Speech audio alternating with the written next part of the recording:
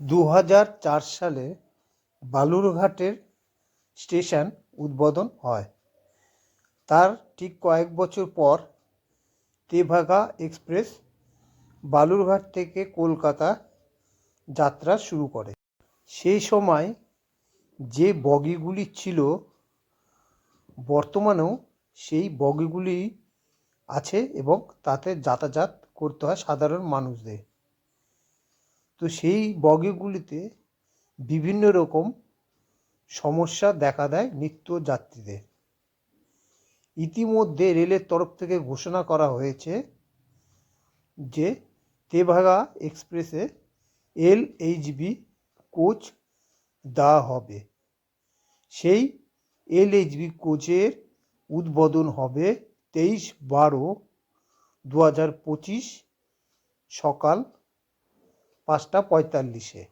ইতিমধ্যেই সেই LHB coach নিয়ে তেভাগা এক্সপ্রেস কলকাতা থেকে রওনা দিয়েছে বালুরঘাট স্টেশনের উদ্দেশ্যে।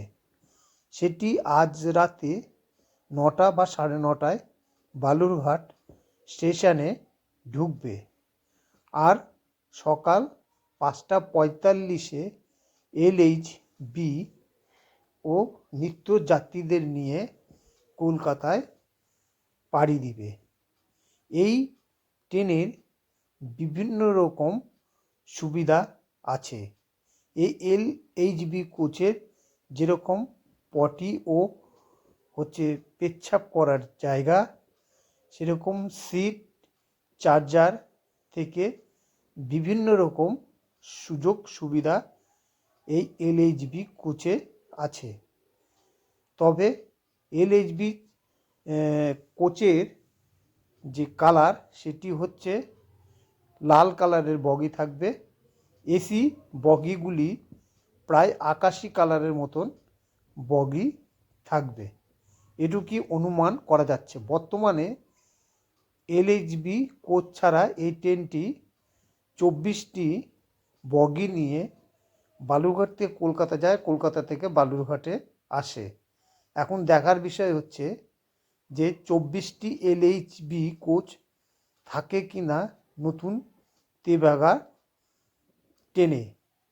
এই ট্রেন চললে পরেই বোঝা যাবে যে এতে ঠিক কতগুলি বগি LHB কোচ দেওয়া হয়েছে।